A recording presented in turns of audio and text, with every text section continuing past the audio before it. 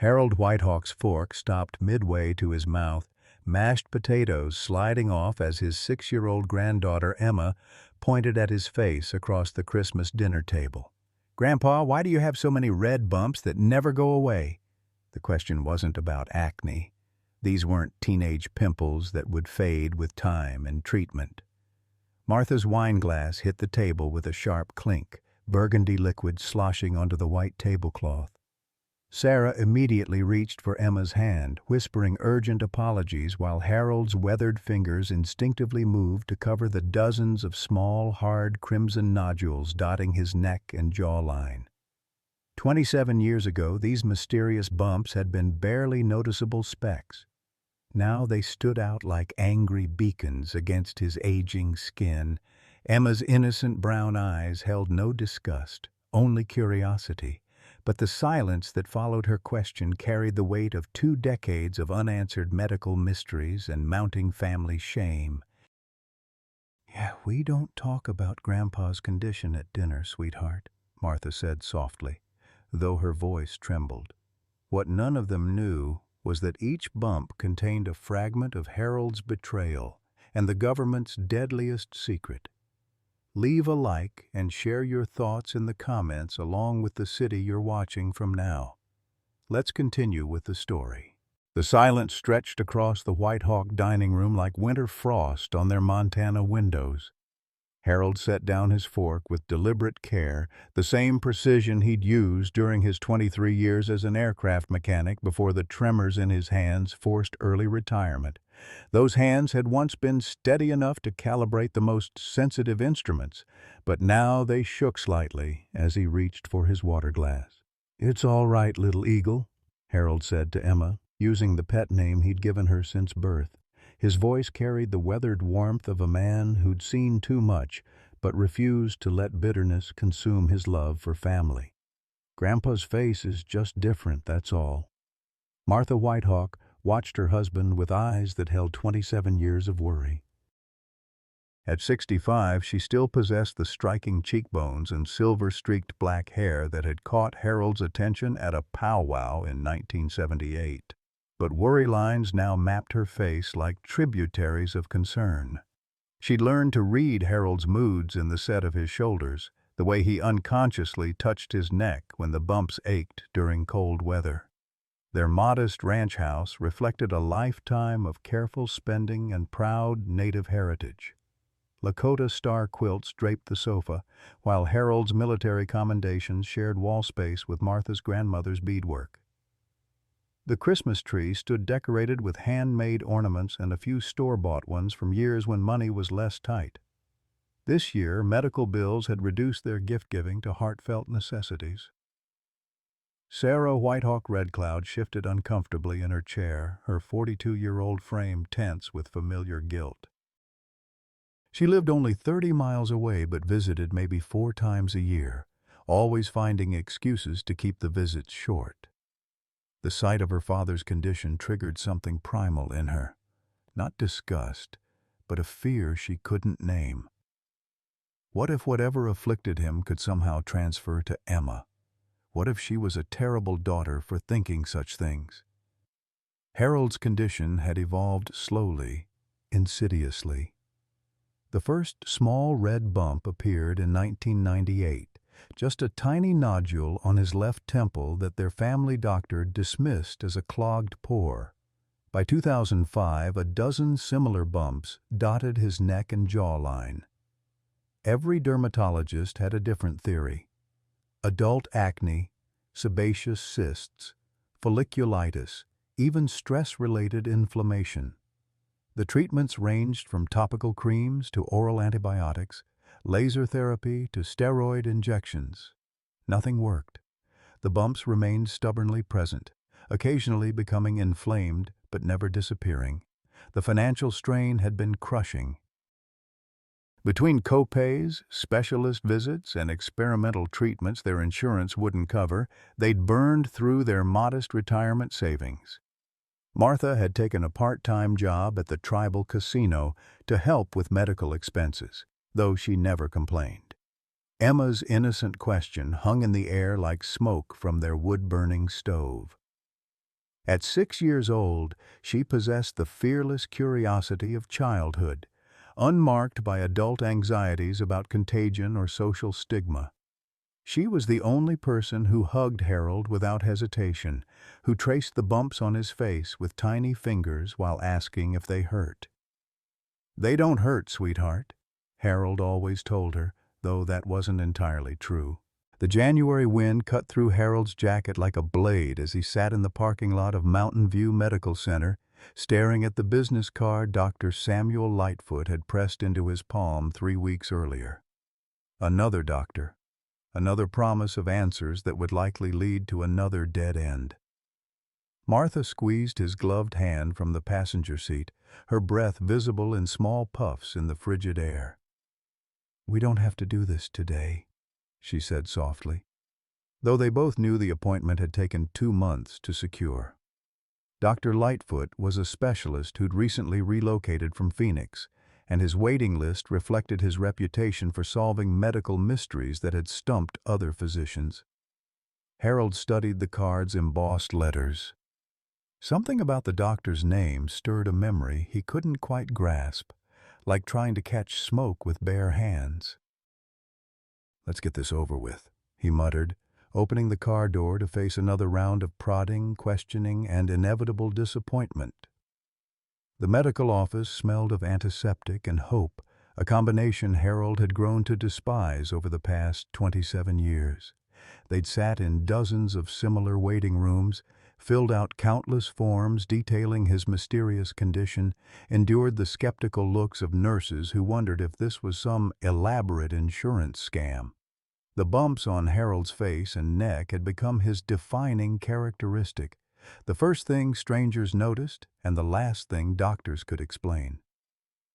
Doctor Samuel Lightfoot emerged from an examination room with a file tucked under his arm, and Harold immediately noticed something different about this physician. Where other doctors had seemed rushed or dismissive, Lightfoot moved with deliberate calm. His dark eyes held genuine interest rather than the weary resignation Harold had come to expect from medical professionals. "Mr. Whitehawk," Dr. Lightfoot said, extending his hand, "thank you for your patience with the scheduling. I've been reviewing your medical history, and I have to say, your case is quite unusual." In the examination room, Harold submitted to yet another round of poking and prodding, answering the same questions he'd answered hundreds of times before. But Dr. Lightfoot's approach felt different. He spent considerable time examining each individual bump, taking detailed photographs and making notes in handwriting so neat it could have been printed. "Tell me about your military service," Dr. Lightfoot said, settling back in his chair with Harold's thick medical file. "I see here you served in the Air Force from 1973 to 1996. Harold's jaw tightened slightly. Most doctors glossed over his service record, focusing solely on current symptoms. 23 years, aircraft maintenance mostly, stationed all over, California, Texas, Nevada, Germany. "Nevada interests me," Dr. Lightfoot said, leaning forward. "Which base?" "Nellis, mostly. Some temporary assignments to other facilities in the area." Harold's voice carried a note of caution. His military service had been routine maintenance work, nothing classified or dangerous. He'd serviced fighter jets and transport aircraft, kept engines running and instruments calibrated. Dr. Lightfoot made another note. "Any exposure to unusual chemicals or materials during your service? Fuel additives, experimental lubricants, new alloys?" "Nothing out of the ordinary. Standard aircraft maintenance uses plenty of chemicals, but we had safety protocols." Harold shifted uncomfortably. He'd answered similar questions before, always leading nowhere. "I'd like to perform a biopsy," Dr. Lightfoot said finally. "But not the surface scraping you've had before. I want to take a deeper tissue sample from one of the larger nodules." Martha's hand found Harold's arm. They'd heard this before, promises of deeper investigation, more thorough analysis. Each biopsy had revealed only inflamed tissue and frustrated pathologists who couldn't identify any specific cause. "Doc, we've been down this road," Harold said, exhaustion creeping into his voice. "Every test comes back inconclusive. Every specialist has a different theory. I appreciate your interest, but our insurance won't cover another round of expensive procedures that lead nowhere." Dr. Lightfoot's expression remained serious. "Mr. Whitehawk, I'm going to be honest with you. Your case has similarities to other conditions I've encountered, but there's something unique about the presentation. The symmetrical distribution, the consistent size and hardness of the nodules, the fact that they've remained stable for nearly 3 decades, this isn't typical of any known dermatological condition." He paused, studying Harold's file again. "Your Nevada service record is what really caught my attention. I served there myself, different years, but I know the area. There were activities in that region that might be relevant to your condition." Harold felt Martha's grip tighten on his arm. After 27 years of medical mysteries, the suggestion that his military service might be connected to his condition sparked both hope and fear. Hope that answers might finally emerge, fear of what those answers might reveal. "What kind of activities?" Martha asked, her voice barely above a whisper. Dr. Lightfoot closed the file carefully. "Let's start with the biopsy. If my suspicions are correct, the tissue analysis will tell us everything we need to know." The phone call came on a Tuesday morning in February, cutting through the quiet of the Whitehawk kitchen like a knife through silence. Harold had been sitting at their small wooden table, nursing his second cup of coffee and watching Martha prepare breakfast with the methodical precision that had characterized their 47 years of marriage. The pancakes sizzled in the cast-iron skillet her grandmother had passed down, filling the room with the comforting aroma of morning routine. When the phone rang, both Harold and Martha froze. After 27 years of disappointing medical calls, they'd developed an instinctive dread of unexpected contact from healthcare providers. Good news, they'd learned, rarely required urgent phone calls. "Mr. Whitehawk?" Dr. Lightfoot's voice carried an unusual tension. "I need you to come in today. Can you be here by 11? Harold's weathered fingers gripped the receiver tighter. "Is everything all right, Doc?" "Did the biopsy results come back?" There was a pause that stretched longer than comfort allowed. "I'd prefer to discuss this in person. Can Mrs. Whitehawk accompany you?" The drive to Mountain View Medical Center passed in tense silence. Martha's knuckles were white where she gripped her purse, and Harold found himself unconsciously touching the bandage on his neck where Dr. Lightfoot had extracted tissue 2 weeks earlier.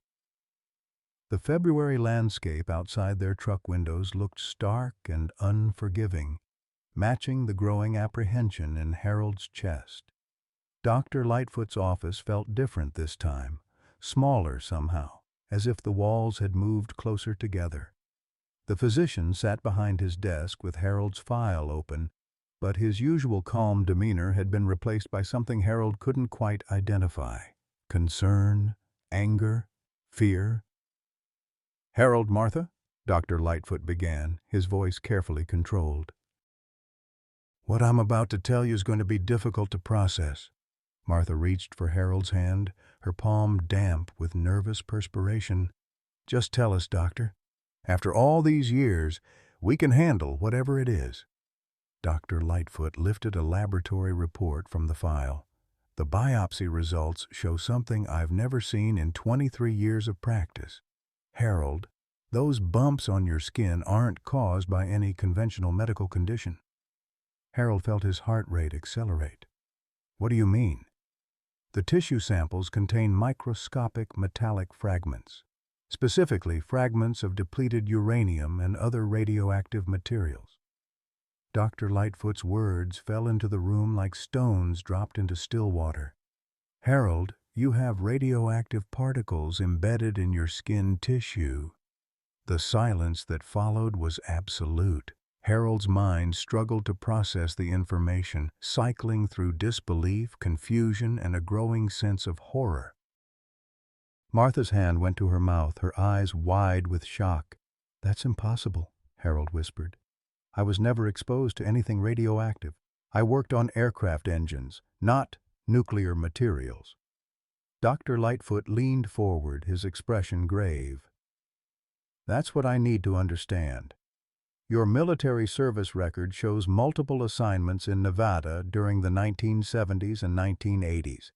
Can you tell me specifically where you were stationed and what kind of work you performed?"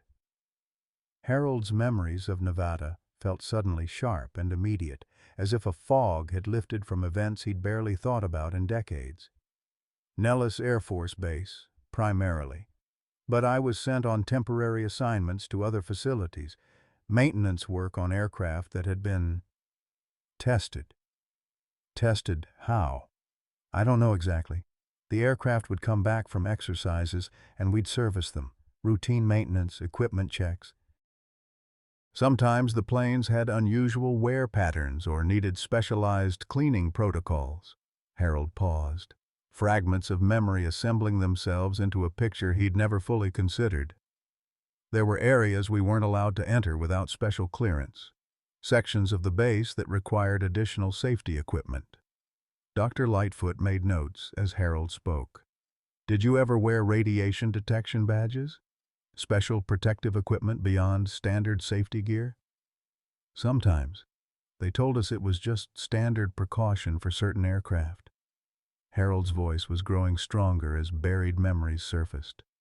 "But I remember thinking it was strange. These were regular fighter jets and transport planes, not anything that should have required radiation monitoring." Martha's voice was barely audible. "Doctor, what does this mean for Harold's health? Is he going to be okay?" Dr. Lightfoot's expression softened slightly. "The good news is that the radiation levels, while concerning, aren't immediately life-threatening. The particles appear to be encapsulated in scar tissue, which has actually protected Harold from more severe exposure. But we need to understand how this happened and whether there are other veterans who might be affected." Harold felt a rage building in his chest, unlike anything he'd experienced since combat training decades ago. "Are you telling me the military knew I was being exposed to radioactive materials?" "I don't know yet. But Harold, I need you to think carefully about your service in Nevada. Were there other personnel who worked on the same aircraft? Do you remember any unusual health issues among your fellow servicemen?" The room seemed to spin slightly as Harold processed the implications. 27 years of mysterious medical conditions, failed treatments, financial strain, and family shame, all potentially caused by exposure he'd never been warned about.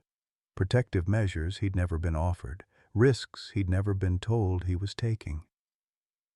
"There were others," Harold said slowly. "Joe Blackhorse, Tommy Riverside, Art Windwalker. We all worked the same shifts, serviced the same aircraft." His voice cracked slightly. "Doc, some of those boys are dead now. Cancer mostly. We always figured it was just bad luck." Dr. Lightfoot closed the file with deliberate care. "Harold, I think it's time we found out exactly what happened in Nevada." The investigation began with phone calls that led nowhere and documents that didn't exist. Dr. Lightfoot had connected Harold with Colonel James Running Horse, a Cheyenne veteran who now worked as a military liaison for Native American Veteran Affairs. But even with Colonel Running Horse's security clearance and decades of military contacts, the trail of Harold's Nevada service seemed to vanish into bureaucratic fog. "It's like they scrubbed the records clean," Colonel Running Horse explained during a conference call with Harold and Dr. Lightfoot.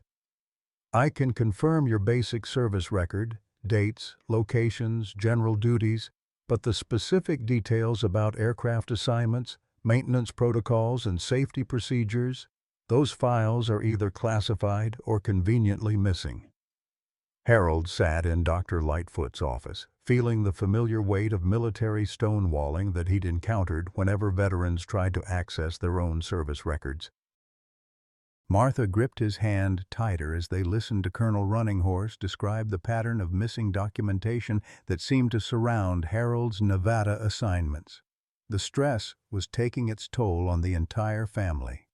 Sarah had finally agreed to undergo radiation screening after Dr. Lightfoot insisted that family members needed precautionary testing. The results showed no evidence of contamination, but the fear lingered. She'd started calling more frequently, her voice tight with guilt over years of avoided visits and unspoken concerns about her father's condition. "Dad, I need to ask you something," Sarah said during one of their evening phone calls. "Did you ever suspect that your condition was connected to your military service?" Harold stared out the kitchen window at the Montana landscape, snow-covered and stark under the February moon. "Honestly, no. The military taught us to trust the chain of command, to believe that safety protocols were designed to protect us. And when doctors started telling me it was just bad skin, adult acne, stress-related inflammation, I believed them. It was easier than thinking the government I'd served for 23 years had somehow failed to protect me." Emma had become an unexpected source of strength during this difficult period. At 6 years old, she possessed the unique ability to treat Harold's condition as simply another characteristic, like his gray hair or the scar on his palm from a childhood accident. While adults whispered about radiation and contamination, Emma continued to hug her grandfather without hesitation, to trace the bumps on his face with curious fingers, to ask innocent questions that cut through layers of adult anxiety. "Grandpa," she said during one of their weekend visits, "are the doctors going to make your special bumps go away?" Harold pulled her onto his lap, careful not to let his emotions overwhelm the moment. "Maybe, little eagle. But even if they don't, you know what? I'm still the same grandpa who loves you more than all the stars in the sky." Martha's strength during this period amazed Harold daily. She'd taken on the role of family advocate, organizing medical appointments, maintaining correspondence with Colonel Running Horse, and researching veteran health issues online with the determination of someone half her age. Their modest kitchen table had become command central, covered with printouts, medical reports, and legal documents that Martha reviewed with methodical precision. "I found something," Martha announced one evening, her voice carrying excitement mixed with horror. "There's a support group for atomic veterans, servicemen who were exposed to radiation during nuclear testing. They have monthly meetings in Billings." Harold looked up from the medical journal Dr. Lightfoot had lent him. "Atomic veterans? Men who were present during above-ground nuclear tests, or who worked in contaminated areas afterward. Some of them have health conditions similar to yours." Martha's finger traced lines of text on her computer screen. "Harold, there are thousands of them, and many of their stories sound just like ours. Mysterious health problems, missing medical records, years of being told their conditions were unrelated to military service." The drive to Billings took 2 hours through February snow, but Harold felt compelled to attend the Atomic Veterans meeting. The community center hosting the gathering looked unremarkable from the outside, but inside, Harold found himself surrounded by men whose experiences mirrored his own in devastating detail. Robert Thunderhart had served at the Nevada test site in the 1960s, participating in exercises where soldiers marched toward mushroom clouds to test the psychological effects of nuclear warfare. His cancer had been diagnosed 15 years after his discharge, but the Veterans Administration had initially denied any connection to his military service. And David Strongeagle had worked as a cleanup crew member after atmospheric nuclear tests, wearing minimal protective equipment while handling contaminated debris. He'd developed multiple cancers and strange skin conditions that had puzzled doctors for decades. Each veteran's story followed a similar pattern. Exposure to radiation during military service, years of unexplained health problems, bureaucratic resistance to acknowledging any connection between service and illness, and families torn apart by medical mysteries and financial strain. "The government knew," Robert Thunderhart said during the meeting's open discussion period. Documents released through Freedom of Information Act requests proved they understood the health risks, but decided the military benefits outweighed the danger to personnel. Harold felt something cold settle in his stomach. What kind of documents? Internal memos discussing acceptable casualty rates from radiation exposure. Studies tracking health outcomes in exposed personnel, budget allocations for legal defense against veteran disability claims.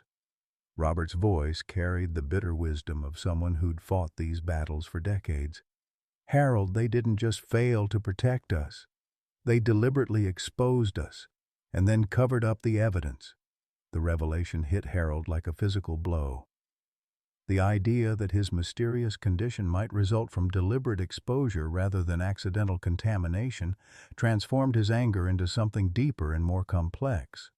This wasn't just medical malpractice or bureaucratic incompetence. This was betrayal by the very institution he devoted his adult life to serving. Dr. Lightfoot had been conducting his own research into radiation exposure among military personnel. When Harold returned from Billings, he found the physician waiting with additional test results and a grim expression. "Harold, I've been in contact with medical researchers who specialize in radiation-related health conditions. Your case fits a pattern they've documented among veterans who were unknowingly exposed to contaminated materials during the Cold War era." The doctor spread several documents across his desk. "These aircraft you serviced in Nevada, some of them were being tested for their ability to operate in radioactive environments.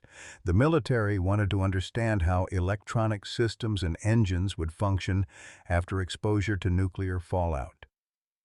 Harold stared at the documents, recognizing aircraft model numbers and maintenance protocols he remembered from decades ago.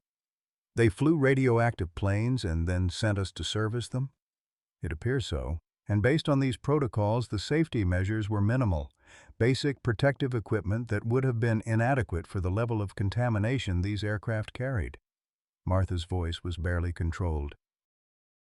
"So Harold and his fellow servicemen were deliberately exposed to radiation so the military could test aircraft performance?" Dr. Lightfoot nodded grimly. "The research suggests this was part of a larger program designed to understand military operations in nuclear environments. Personnel like Harold were considered acceptable risks in pursuit of strategic military knowledge." The weight of this revelation settled over Harold like a shroud. 27 years of mysterious illness, financial hardship, family strain, and social isolation. All because he'd been treated as expendable in service to his country's military ambitions. But alongside the anger and betrayal, Harold felt something else emerging: determination. If his case could help expose this pattern of deliberate exposure and cover-up, perhaps other veterans and their families could find the answers and support they'd been denied for decades. "What do we do now?" Harold asked, his voice steady despite the emotional turmoil churning inside him. Dr. Lightfoot leaned back in his chair. "Now we document everything. We build a case that's so well researched and thoroughly documented that it can't be dismissed or covered up, and we find the other veterans who went through this same experience." Harold nodded, feeling Martha's hand squeeze his arm in support. After 27 years of searching for answers, the truth was finally beginning to emerge. The question now was whether that truth would be enough to secure justice for the men who'd been sacrificed in the name of military preparedness. The confrontation Harold had been dreading arrived on a cold March morning when two men in dark suits appeared at his front door. They identified themselves as representatives from the Department of Defense, claiming they needed to discuss Harold's recent medical findings and his contact with various veteran advocacy groups.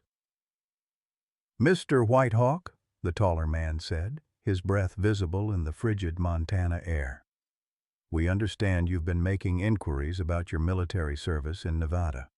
We'd like to clarify some information that may have been misrepresented to you." Harold stood in his doorway, acutely aware of Martha behind him and the stack of research documents they'd accumulated over the past month sitting on their kitchen table. I haven't been making inquiries. I've been trying to understand why I have radioactive particles embedded in my skin tissue. The second man, shorter and wearing wire-rimmed glasses, consulted a tablet computer. Our records show no evidence of radiation exposure during your service at Nellis Air Force Base. The aircraft you serviced underwent routine maintenance only. Any suggestion of contamination is likely the result of misinterpreted medical tests. The casual dismissal of months of careful research and documented evidence triggered something primal in Harold.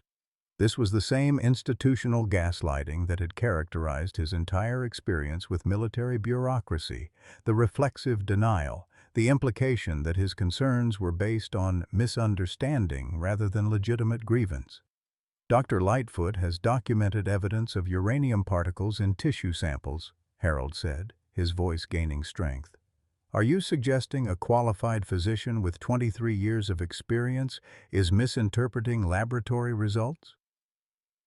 The taller man's expression remained neutral, professionally blank, in a way that revealed years of training in deflection and denial. Medical conditions can have many causes, Mr. Whitehawk. The military has thoroughly investigated health concerns among Nevada veterans and found no evidence of systematic exposure to harmful materials. Martha stepped forward, her presence beside Harold like steel reinforcing concrete. Then explain why my husband has radioactive metal fragments in his skin. Explain why 3 of his fellow servicemen from the same unit died of cancer before age 60. Explain why his medical records from Nevada service are mysteriously unavailable. The shorter man made notes on his tablet. Mrs. Whitehawk, correlation doesn't imply causation. Cancer rates among the general population, unfortunately, don't. Martha interrupted, her voice carrying 47 years of accumulated protective fury. Don't you dare stand on my porch and lecture me about cancer statistics while my husband carries pieces of your nuclear experiments under his skin. The confrontation escalated when Harold learned that these same representatives had contacted Dr. Lightfoot, suggesting that his research methodology was flawed and recommending he cease his investigation into radiation exposure among veterans. They'd also reached out to Colonel Runninghorse, implying that his assistance to Harold could impact his military retirement benefits. They're trying to silence everyone who's helping us, Harold told Martha after the men left. This isn't just about covering up past mistakes. They're actively working to prevent the truth from coming out. The pressure intensified when Sarah received an unexpected visit at her workplace from a man claiming to represent the Veterans Administration Health Services. He'd inquired about her father's condition and suggested that family members might be eligible for counseling services to help them understand that Harold's health problems were likely unrelated to his military service. "Dad, they're trying to get to us through Emma's school," Sarah reported during an emergency family phone call. The principal called asking about Emma's home environment, whether she was showing signs of stress or repeating unusual stories about radiation or government cover-ups. Harold felt the walls closing in around his family. The realization that his pursuit of truth was endangering the people he loved most created an almost unbearable moral tension. Part of him wanted to withdraw, to accept whatever treatment Dr. Lightfoot could provide and forget about larger questions of military accountability and veteran justice, but the Atomic Veterans Support Group had rallied around Harold's case with fierce determination. Robert Thunderheart organized a letter-writing campaign to Montana's congressional delegation. David Strongeagle connected Harold with attorneys who specialized in veteran disability claims and government accountability. Other veterans shared their own documentation, building a comprehensive picture of systematic radiation exposure that had affected hundreds, possibly thousands, of military personnel. The breakthrough came when Colonel Runninghorse, despite pressure to cease his assistance, managed to locate a retired Air Force officer who'd supervised some of the Nevada aircraft testing programs. Major General Patricia Windwalker, now 83 and living in Arizona, had kept personal records of the testing protocols because she'd been troubled by the safety procedures even at the time. "I knew we were putting those boys at risk," General Windwalker told Harold during a phone conversation that felt like absolution and condemnation simultaneously. The aircraft were flying through radioactive clouds, landing on contaminated runways, carrying fallout particles in their engines and electronics. When they came back for maintenance, those young mechanics were working on essentially radioactive machines with minimal protection. The general's records, meticulously maintained for over 40 years, documented everything Harold and Dr. Lightfoot had suspected. Aircraft deliberately flown through nuclear test areas, maintenance crews exposed to contaminated equipment, safety protocols that were woefully inadequate for the level of radiation involved, and medical monitoring that tracked exposure levels but never informed the exposed personnel of their risk. "Why didn't you speak up at the time?" Harold asked, though he already understood the answer. "I was a major then, questioning programs designed by generals and approved by the Pentagon. I filed reports recommending better safety protocols, but they were classified and buried. I tried to implement additional protective measures for the maintenance crews, but I was told it wasn't cost-effective."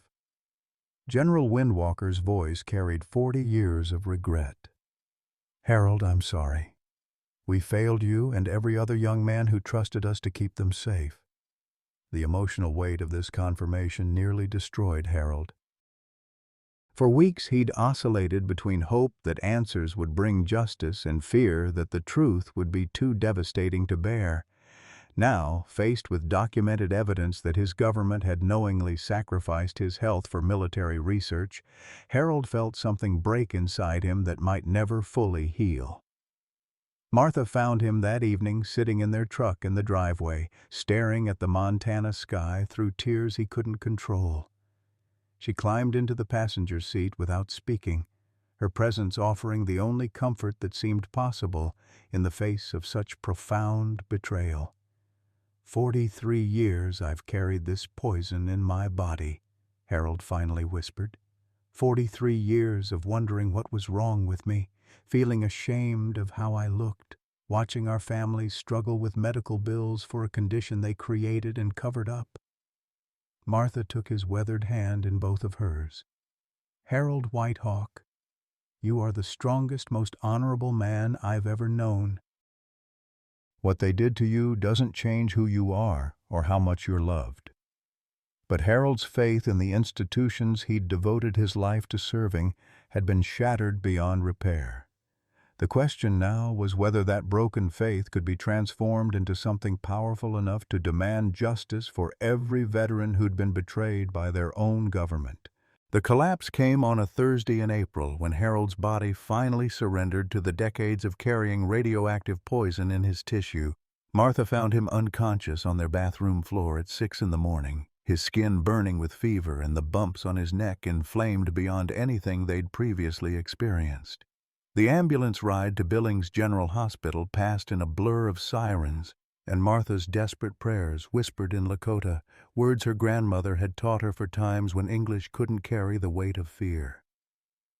Harold drifted in and out of consciousness, his weathered hand gripping Martha's with surprising strength, even as his body fought a battle it seemed destined to lose. Dr. Lightfoot met them at the emergency room, his face grim as he reviewed Harold's blood work and vital signs. The radiation poisoning that had remained dormant for decades was finally overwhelming Harold's immune system.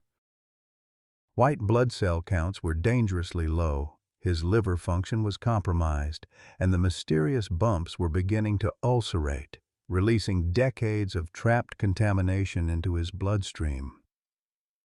"How long does he have?" Martha asked, her voice steady despite the tears streaming down her cheeks. Dr. Lightfoot hesitated, consulting charts that told a story no medical textbook had prepared him for. "Without aggressive intervention, we're looking at weeks, possibly days. The radiation exposure was so extensive, and it's been accumulating damage for so long." The hospital room became a gathering place for the extended Whitehawk family and the network of atomic veterans who'd rallied around Harold's case. Robert Thunderheart drove 8 hours from Wyoming to sit beside Harold's bed, sharing stories of their common struggle against bureaucratic denial and medical mystery. David Strong-Eagle organized a prayer circle that included veterans from 3 states, their voices joining in traditional songs that seemed to strengthen Harold even as his body weakened. Sarah arrived with Emma, her guilt over years of avoidance finally overwhelming her fear of contamination.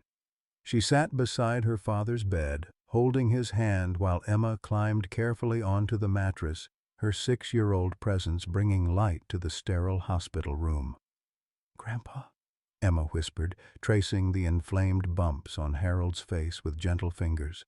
"Are you going to be okay?" Harold's eyes opened slowly, focusing on his granddaughter's concerned face. "I don't know, little eagle, but you know what? Even if I'm not okay, you're going to be. You're going to grow up strong and brave, and you're going to remember that your grandpa loved you more than all the stars in the sky."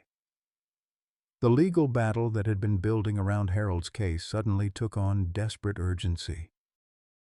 Attorneys working with veteran advocacy groups filed emergency motions demanding immediate medical assistance and congressional investigation into the systematic radiation exposure of military personnel. Colonel Runninghorse used his contacts to expedite requests for Harold's complete military medical records, hoping that documented proof of exposure might unlock treatment options that could save his life. But the military's response was swift and crushing. Department of Defense representatives issued statements denying any connection between Harold's condition and his military service, suggesting that his current medical crisis resulted from pre-existing conditions unrelated to his Nevada assignments.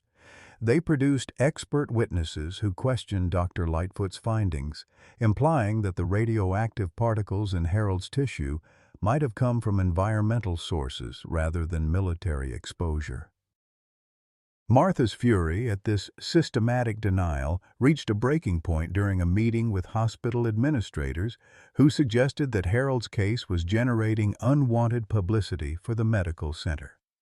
The implication that her husband's fight for truth was somehow inappropriate or disruptive triggered a response that surprised everyone, including Martha herself. "My husband gave 23 years of his life to this country," she said, her voice carrying the accumulated power of decades of quiet strength. "He trusted his government to protect him while he protected all of us. Now he's dying because that trust was betrayed, and you want him to do it quietly so you don't have to deal with uncomfortable questions?" The confrontation escalated when hospital security was called to remove several atomic veterans who'd gathered in the waiting room to support Harold's family. The sight of elderly Native American veterans being escorted from a public hospital because their presence was deemed disruptive created exactly the kind of publicity the military had been trying to avoid. Local news stations picked up the story, broadcasting images of Harold's condition and interviews with other veterans who'd experienced similar health problems after Nevada service. Social media amplified the coverage, with hashtags like Atomic Veterans and #Radiation Betrayal trending among military families and veteran advocacy groups. But for Harold, lying in his hospital bed with machines monitoring his failing body systems, the growing public attention felt both validating and heartbreaking. After 43 years of carrying radioactive poison in his tissue, the truth was finally emerging. The question was whether that truth would come too late to save his life or provide justice for the thousands of other veterans who'd been sacrificed in the name of military preparedness. "Martha," Harold whispered during one of his clearer moments, "promise me something. If I don't make it through this, don't let them bury the truth with me." The phone call that changed everything came at 2 in the morning on a Friday in May, jolting Martha from restless sleep in the hospital chair beside Harold's bed. Dr. Lightfoot's voice carried an excitement that cut through her exhaustion like lightning through storm clouds. "Martha, I need you and Harold to stay calm, but I think we've found something. A medical team in Germany has been developing an experimental treatment for radiation poisoning. They've had success extracting radioactive particles from tissue using a combination of chelation therapy and targeted surgical removal. Harold's eyes opened slowly as Martha relayed the conversation, hope and skepticism warring in his expression. After 43 years of carrying poison in his body and weeks of watching his condition deteriorate, the possibility of actual treatment seemed almost too miraculous to believe. Doctor. Klaus Weber arrived at Billings General Hospital 3 days later, accompanied by a medical team whose equipment filled 2 rooms adjacent to Harold's. The German physician's approach differed dramatically from anything Harold had experienced in decades of American medical care. Instead of focusing on symptoms or surface treatments, Dr. Weber's team mapped every radioactive particle in Harold's body using specialized imaging technology that revealed the full extent of his contamination. "Mein Gott," Dr. Weber murmured in accented English as he studied the scans. "Mr. Whitehawk, you have been carrying a small nuclear accident under your skin for decades. How you have survived this long is remarkable." The treatment protocol Dr. Weber proposed was complex and risky, involving months of chelation therapy to bind radioactive materials, followed by precision surgery to remove the largest particle clusters. The procedure had been successful in treating Chernobyl cleanup workers and atomic bomb survivors in Japan, but Harold would be among the first American veterans to undergo this experimental intervention. Martha gripped Harold's hand as Dr. Weber explained the risks. The treatment itself could be life-threatening for someone in Harold's weakened condition, but without intervention, his radiation poisoning would continue progressing until organ failure became irreversible. "Do it," Harold said without hesitation. "I've been dying slowly for 40 years. At least this gives me a chance to fight back." The first major revelation came during Harold's initial chelation treatment, when his blood work revealed radiation levels far higher than Dr. Lightfoot's original estimates. The discovery prompted Dr. Weber to contact colleagues in Europe who specialized in military radiation exposure, leading to a shocking connection that none of them had anticipated. "Harold," Dr. Weber said during one of their treatment sessions, "I have been consulting with physicians who treated Soviet military personnel exposed to nuclear materials during the Cold War. Your case is remarkably similar to theirs, suggesting that both superpowers were conducting similar experiments on their own soldiers." The second revelation emerged when Emma's letter to the president, written in crayon on construction paper during one of her hospital visits, somehow found its way beyond the usual bureaucratic channels and landed on the desk of a congressional aide whose brother was an atomic veteran. The letter's innocent clarity, "Dear Mr. President, please help my grandpa who has government bumps on his face," became a catalyst for media attention that the military could no longer suppress. Within days, Harold's story had been picked up by national news networks, with reporters broadcasting live from outside Billings General Hospital and interviewing atomic veterans from across the country. The visual impact of Harold's condition, combined with Dr. Weber's medical documentation and Emma's heartbreaking letter, created a perfect storm of public sympathy and outrage. The third and most devastating revelation came when a Department of Defense whistleblower contacted Colonel Runninghorse with classified documents that had been scheduled for destruction. The papers revealed not only the full scope of radiation experiments conducted on military personnel, but also the deliberate decision to withhold medical treatment from affected veterans to avoid legal liability and public scrutiny. "They knew," Colonel Runninghorse told Harold as he sat beside the hospital bed, his voice carrying the weight of institutional betrayal that cut across all military service. "They documented every health effect, tracked cancer rates, monitored radiation levels in exposed personnel, and they chose to let you suffer rather than risk congressional investigation or veteran disability claims." The document showed that Harold's case was part of a larger pattern affecting thousands of veterans who'd been deliberately exposed to radiation during Cold War military experiments. The government had maintained detailed medical records on these veterans while publicly denying any connection between their service and their health problems. But the most shocking discovery was yet to come. Among the classified papers was a medical study tracking long-term health outcomes among Native American veterans who'd been exposed to radiation during military service. The study revealed that Native American personnel had been disproportionately assigned to high-risk duties during nuclear testing programs, and that their subsequent health problems had been systematically minimized or attributed to genetic factors rather than radiation exposure. "We weren't just guinea pigs," Harold said to Martha as they processed this final betrayal. "We were specifically chosen because they thought no one would believe us or fight for us if something went wrong." The revelation sparked protests outside Department of Defense headquarters, with atomic veterans and their families demanding congressional hearings and immediate medical assistance for affected personnel.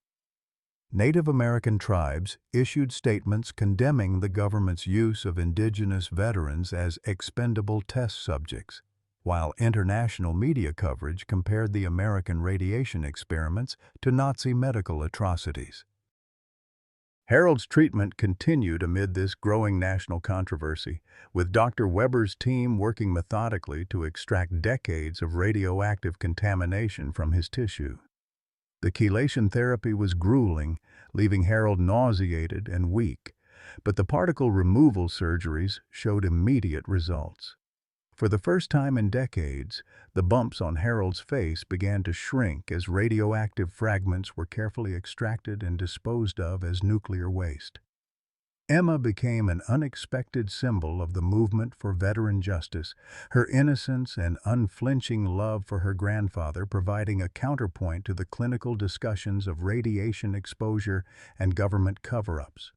When she appeared at a congressional hearing, holding Harold's hand as he testified about his decades of suffering, her presence reminded everyone that these weren't just policy disputes, but human tragedies affecting real families. "My grandpa is brave," Emma told the congressional committee, her 6-year-old voice carrying clearly through the hearing room microphone. "He protected America, and now America should protect him." The combination of medical breakthrough, documented evidence of government wrongdoing, and Emma's compelling innocence created irresistible pressure for congressional action. Within weeks, emergency legislation was introduced to provide immediate medical care for atomic veterans, fund research into radiation-related health conditions, and establish a compensation program for families affected by military radiation experiments. Harold's physical transformation during treatment was matched by his emotional healing as the truth about his condition finally emerged. After 43 years of shame and confusion about his mysterious illness, he could finally understand that his suffering had been caused not by personal failure or bad luck, but by institutional betrayal that was now being exposed and addressed. "Martha," Harold said as Dr. Weber prepared him for another particle extraction surgery, "I think we're going to beat this thing. Not just the radiation, but the whole system that tried to bury us." 1 year later, Harold Whitehawk stood before his bathroom mirror on Christmas morning, running his fingers across skin that was clear for the first time in 43 years. The radioactive bumps that had defined his appearance for decades were gone, replaced by faint scars that told the story of Dr. Weber's meticulous surgical extractions. The face looking back at him was the face Martha had fallen in love with at that powwow in 1978, weathered by time and experience, but no longer marked by the government's radioactive betrayal. "Grandpa!" Emma's voice echoed through the house as she burst through the front door, her parents following with armloads of Christmas presents. At 7 years old now, she had become the family's symbol of hope and healing, her unwavering love having sustained them through the darkest months of Harold's illness and recovery. The Whitehawk family. Christmas of 2025 bore little resemblance to the tense gathering that had started their journey toward truth 1 year earlier. Sarah embraced her father without hesitation, tears streaming down her face as she marveled at his transformation. The guilt that had defined her relationship with Harold for years had been replaced by fierce pride in his courage and determination to seek justice. "Dad, you look like yourself again," Sarah whispered, holding him tightly.